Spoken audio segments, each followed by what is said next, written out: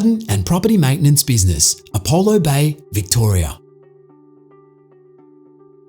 With this year's turnover up $77,000 from 2019, this profitable home-based business has been around for over 15 years.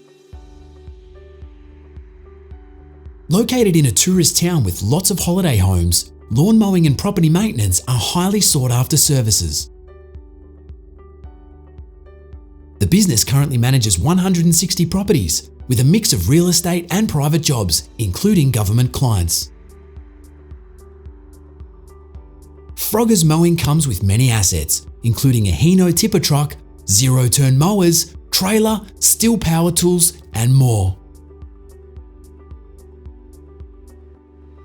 Predominantly owner-operated with subcontractors used when busy, the business has low overheads and good profit margins. Bookings come through word of mouth and repeat customers, with potential to advertise if you wish to grow the business further.